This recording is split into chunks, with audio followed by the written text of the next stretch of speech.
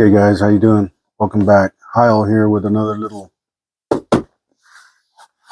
surprise. So last month, went to the Camelback Coin and Collectibles coin show. Picked up my submission. I had about 26 coins. You guys, most of you maybe have seen that video. And when I picked up that submission, I submitted this submission. Now this one here, I didn't do 26 coins. I only did 10, so shorter video on this one. But only thing was I submitted here, but the ANACS rep wasn't going to be in our area this month.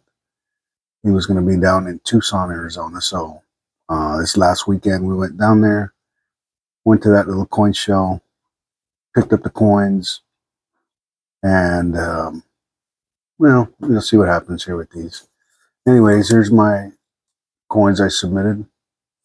I scribbled off to the side there what I valued them at and my grades. And then I kind of looked on eBay and I got some ranges there of what they're worth. There's a little, like a little twist at the coin show, and I'll get to that here in a minute. It's actually the first coin, so first of all, I think I have this, let me get situated here. All right.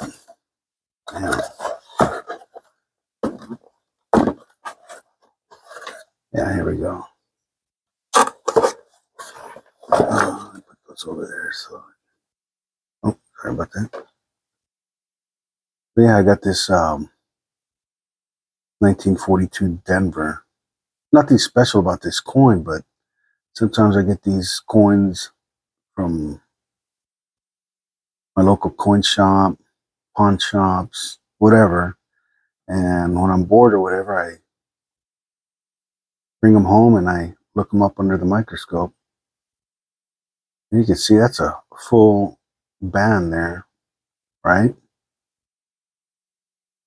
At least what I saw on the microscope. But on the date, I thought I saw doubling on the 2. So I submitted this for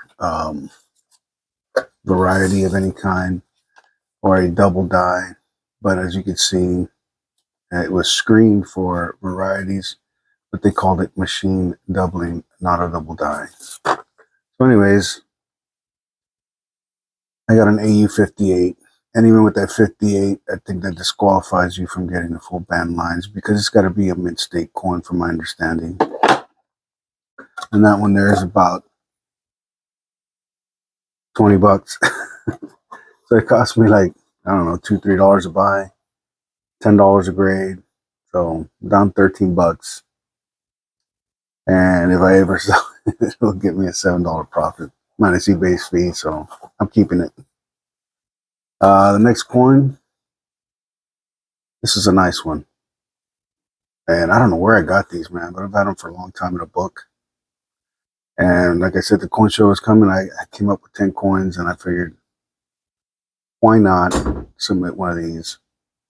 So this is an 1857 1 cent Flying Eagle. Came in at a fine 12. Take a look at that. And what was interesting about this coin show, it was a small one. It was at the Tucson Women's Club. And, it was a small show. It wasn't very huge, but, Tucson's a smaller town. Had about 400,000 people. But still, they had a good representation. The hour and a half I was there, a lot of people there, a lot of vendors. And when I went to pick up my submission, the ANACS dealer had 2 or 3 guys there, so I didn't want to interrupt. I went and looked around first. Finally went to go pick them up and had the box in hand. I was walking around. I came across one of the vendors. Let's go to the next coin real quick. I think this is where it comes out. So this right here is the 1858 1 cent. It came in as a very fine 20. Lo and behold, so check it out. Not the best coin, but I mean, it's history though. That looks pretty good to me. And there's some out there, man. So this guy was a flying eagle expert. So just to test him, hold on a second. Let me go get this. Give me a second. I don't know if I'll be out of range with this, but I gotta go get this card. I know where it's at.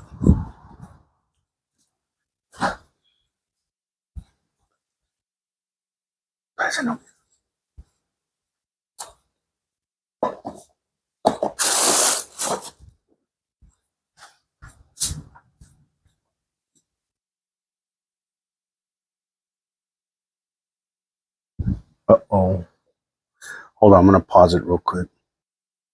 And we're back. Sorry about that, guys. I have to go look for something. But anyways, back at the coin show, walking around, one of the vendors had a nice display, man. I called it like CAC City, CAC, man. I mean, he had like 3 of those uh, dealer display cases just full of CAC coins, man, and high-end coins. And I was like blown away. Lo and behold, this gentleman right here. Hope I don't get in trouble for blasting his name, but I'll do it in a positive way. For the most part, this guy named Richard Snow, he happened to be a flying eagle expert. Guy's written like 2-3 books, maybe more. I don't know. I didn't really get the whole story. He had customers there, so I didn't have time to ask him a whole lot of questions. But when I showed up, he didn't have anybody there. And I think he said, "Hey, you got anything for sale there?" Like in the box. I said, "No, I just picked these things up." But I said, "Hey, by the way, I graded some flying eagle coins, and this was the first one I showed him." And I said, "Hey, what would you grade it as?" And man, as soon as I handed him, he saw ANACS. He didn't have a very good look in his eyes. And right away, he covered it up a little bit, looked at it, and he goes, "That ain't a fine 20." But I think he saw this part. And I'm like, "You haven't even looked at the back." He looked at the back, and he goes, "That ain't a fine 20." I'm like, "Why?" He goes, he mentioned something about here that it was, the details weren't in I guess, the high point of the wing or something. I said, "Okay." Then I showed him this one, and he kind of agreed to that grade, but did not like this grade. At any rate, maybe the back looked good. Maybe that does kind of disqualify it from being less than a VF20, but maybe they bumped it up because the back looked good, the rim looked good. I don't know. They just look at one thing and kind of like knock it down. But at any rate, ANACS graded at a VF20, and I'm happy with it. You guys want to check it out, and it is the small letter variety, and I think I priced it on eBay for between 80 to 100 bucks. Next up, got the 1926 Oregon Trails, very common coin. But God, look at that native guy. Look at that chief and his headdress and all that other stuff with the United States in the background. Nice toning on that coin. Got this at a coin show from one of the vendors a few months ago and decided to send it in to get graded. I think it's a very beautiful coin. Looked it up with a microscope. It does have a few little nicks and stuff that you guys probably can't see in the video, but I can. At any rate, it graded at a AU55 details, Oregon Trails, cleaned 1926S. I was a little disappointed with that. I don't see the fine lines about cleaning or like that offset or that discolored look when somebody wipes it, but they saw something, man. That's why these guys get paid to grade, not me. So I didn't even price this thing out, but I don't know, 50 bucks, maybe more, I don't know. Next coin, I got this 1878, picked this up at a coin shop. That looks pretty good. Look at that cheek, man. Nice and clean. Look at the fields. Left side, right side, top, bottom. Got a few nicks down here, but minimal. Luster really isn't there. Not for an S. The back is. You guys can see that luster. I like that. Breast feathers look good. We got the concave breast feathers. You guys can see that. I mean, if you see enough of these things, you'll pick it up. I had a hard time at the beginning, but now it's obvious to me. More like that. Can you see that? Right in the middle of the breast. It's sunken in. Um, the majority of them after 78, 79, they come with a convex or concave. Man, I get them mixed up. Sorry. This is a concave. The convex is where it's more of a rounder one. But I think is a nice example at any cost. And this one came in also clean, but I got a variety out of it. VAM 75. And I looked up these VAMs. And this one had to do with, I'm not going to tell you because I looked them up real quick and I'll be honest, I forgot. But there's some sort of doubling on this one. If you go to, I think it's Variety Vista, look up the date Morgan denomination stuff, it'll tell you VAM 75. But I looked these up in eBay and not a lot. There's no VAM 75, so kind of maybe unicorn or a rare one. I don't know. Also submitted this one here. It's an 1880 San Francisco mint, and the nice shine and luster that you expect out of a San Francisco mint.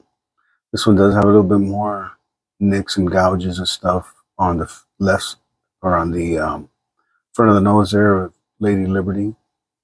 Right side, the top looks pretty good. Date looks pretty good. Look at that luster, man. It looks pretty cool.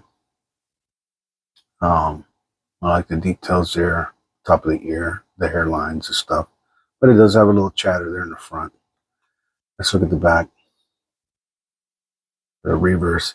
And you see how the breast feathers here are convex, more of a rounder, cup size like that versus sunk in. Like the 1879 we just saw. Nice luster on this coin right here. Gotta love it. And this one graded at an MS64. And for this one, looked it up online for an ANACS 80.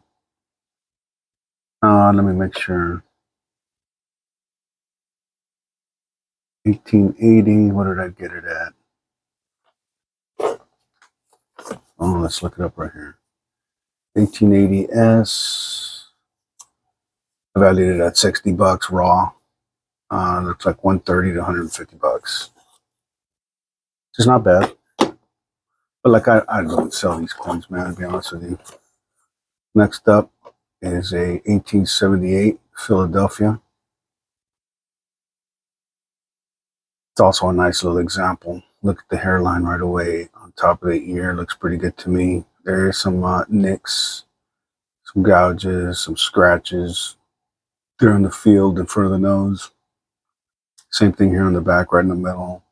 The top, the denticles look good. Date looks good. And some marring and stuff on the cheek. Look at the back. You can see the concave there on that one. Philadelphia. Nice back. Like always, the reverses are always better than the obverse. So this one here, graded at a MS64, and it also got VAM 142 with 7 tail feathers. And this one, I think I remember. There's doubling on the 78, and I think on 1 or 2 of the stars. Let's see if I can bring this microscope in so you guys can take a better look. See if it comes out.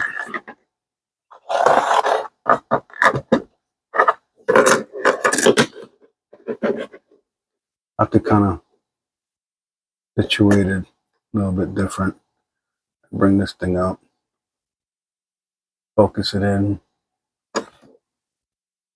We can get this bad dog. See that doubling right there? Let's see. Clear it up a little bit.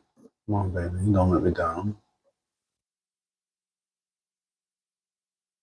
We got a glare there.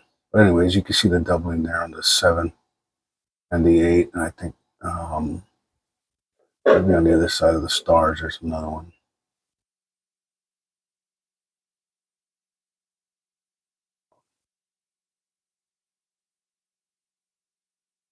At any rate, I think it's something on there. But if you look it up, again, the one VAM 142 with an MS64. I'm not sure. There was a lot of them on eBay, but even with that VAM at a MS64, yeah, it looks pretty weird. The microscope, the black lettering. Pop this out of the way. You guys saw that.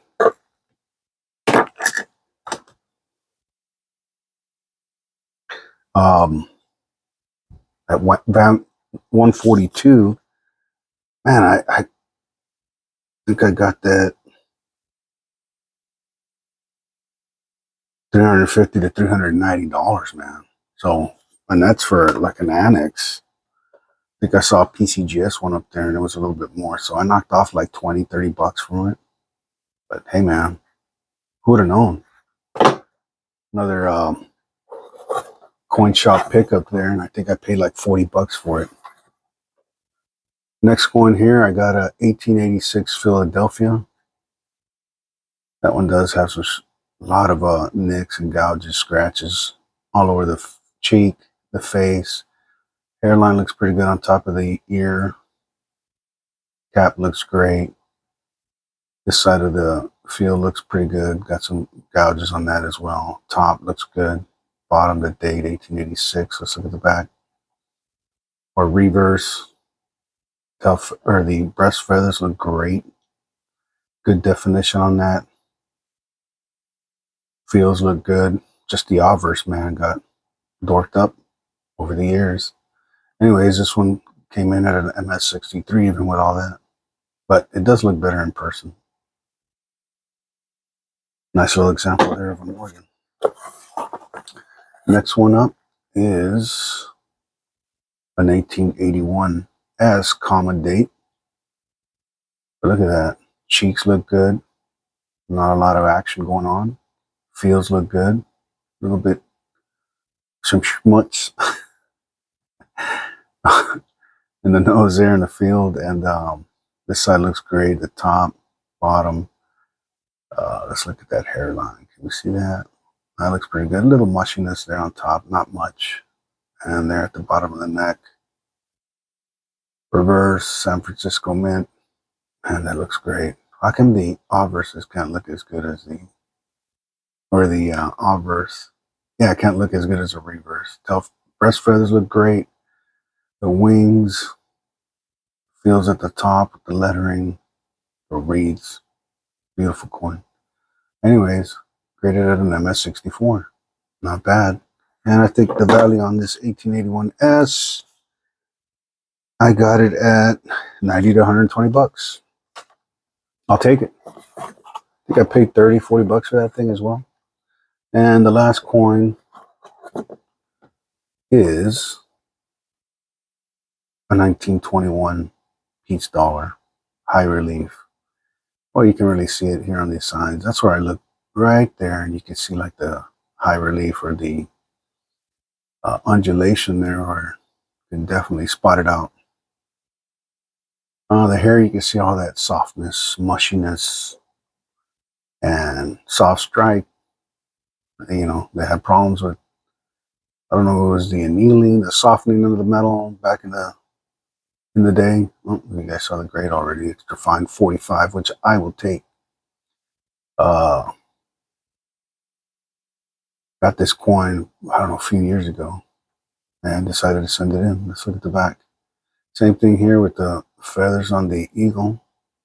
A lot of softness, no definition. Really can't see a lot of the details in the feathers.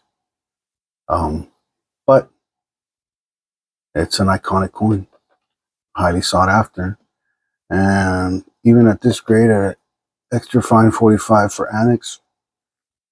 You're looking at about 300 to 350 bucks, which I'll take. Anyways, guys, I know this is my second ANACS submission. I didn't do another submission because it was out of town. I didn't really want to. I got some coins to the side. The next month, I will get some and submit, excuse me, about another 10 coins. So I'll be looking forward to that. I got some US Mint stuff in, so I'll be making a couple videos on the San Francisco Mint Silver Eagle unboxing and a couple other goodies that I got. Anyway, I hope you guys enjoyed this video. I really liked it. Let me know what you think about the comments. You disagree with this guy or agree with him. Maybe you can look him up. Here's his info. Buy his books if there's any Flying Eagle enthusiast. I've never heard of Mr. Snow, but if he's out there and he's got some books published, he's probably a pretty important guy. Give him a shout out. Take a look at his internet site there and see what he's got to offer for you.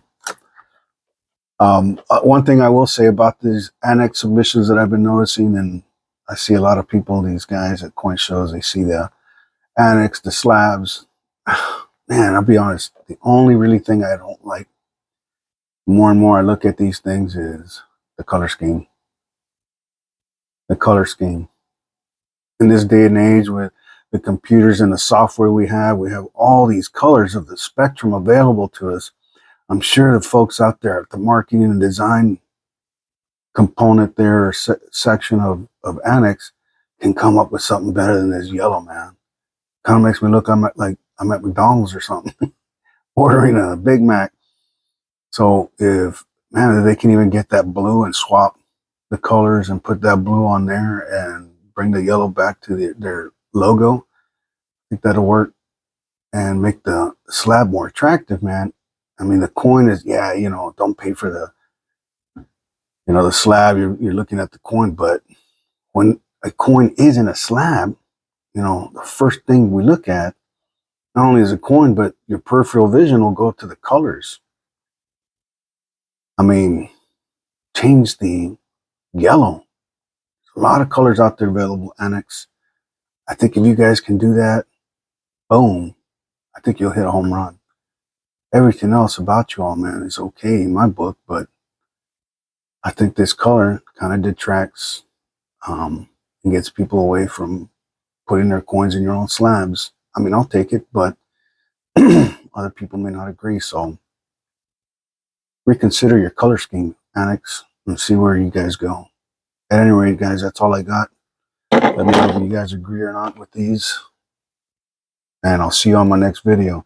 Thanks for watching. Like, thumbs down, share, whatever you got to do. I hope you enjoyed it. Talk to you on the next one. Hi, y'all. Out, baby.